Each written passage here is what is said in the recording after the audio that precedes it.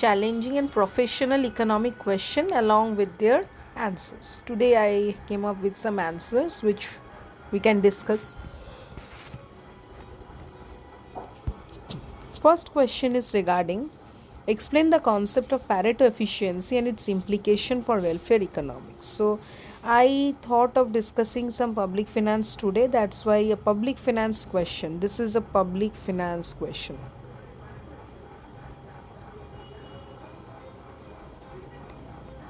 Public finance topic. So let us see the answer. The Pareto efficiency occurs when resources are allocated in a way that no one can be made better off without making someone else or worse off.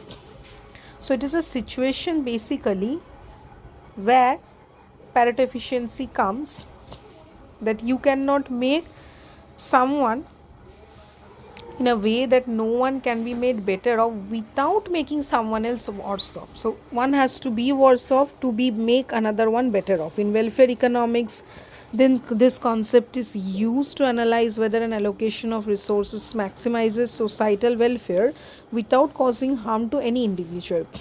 Achieving Pareto efficiency is often considered an ideal outcome in economic policy making. So, achieving the Pareto efficiency is often considered an ideal outcome in economic policy making. Why? Because it indicates the most efficient allocation of resources from a societal perspective. So, this is obviously, as I told you, that this is a question from public economics. So we can understand this is a topic from public economics. Now I went to the second question, which is again a question of game theory. Game theory is a very important topic where we learn about strategy, zero, Nash equilibrium, and this is a very important topic for CUET PG examination, be it UGC NET, be it IES. Game theory is there, and it comes under the part of microeconomics. So Nash equilibrium is a concept in game theory which each player's strategy is optimal given the strategies chosen by all other players. So why Nash equilibrium is a concept in game theory which is important? Because each player's strategy is optimal. Why? Because given the strategies chosen by all other players. In other words, no player has an incentive to unilaterally deviate from their chosen strategy. It's similar to that Pareto efficiency, that where each player's strategy is optimal given the strategies chosen by all other players. Now, understanding Nash equilibrium is crucial for analyzing strategic interactions in various economic contexts such as oligopoly competition, bargaining situation, and the provision of public goods. And it helps to predict how individual or firm will behave when they anticipate the action of other, leading to insight into market outcome and the effectiveness of policies. This is what the Nash equilibrium is all about, game theory, and the significance in understanding strategic interaction. Now third, we come to the concept of externality and discuss the role of government intervention in addressing them. Now what is externality? We will go through the topic externality. Externality can cost or are caused where benefits which affect party not directly involved in an economic transaction. It can be positive or negative, like it can be beneficial also, it can be harmful also. Externality is nothing but it is the effect, like one is studying, so what is the effect on one person, one is doing, so what is the effect on other person. That is what externality is all about. They can be positive or negative and often result in market failure, as a true social cost or benefit of an activity are not reflected in prices.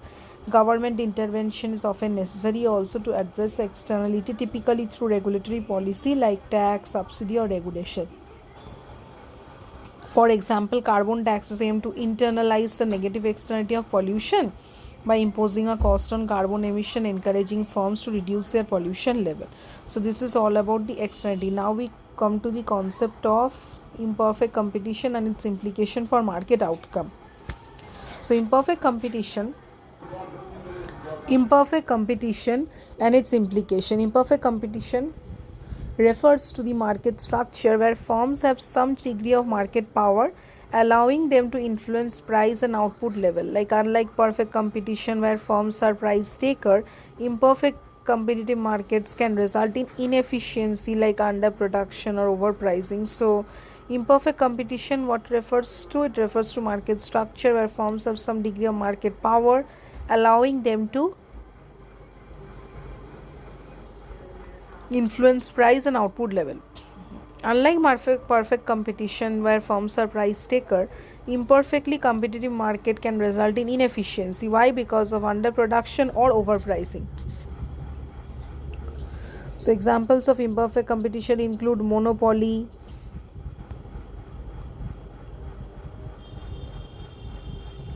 Now, finally, coming to the discussing the principle of optimal taxation and the trade-offs. Optimal taxation theory seeks to identify the most efficient and equitable way to raise government revenue while minimizing distortions to economic behavior.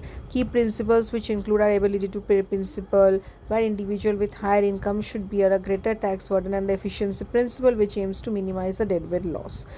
Do follow my channel to have a thorough revision of such topics, and do subscribe and like the bell icon if you like the video. Thank you so much, and tell me which topic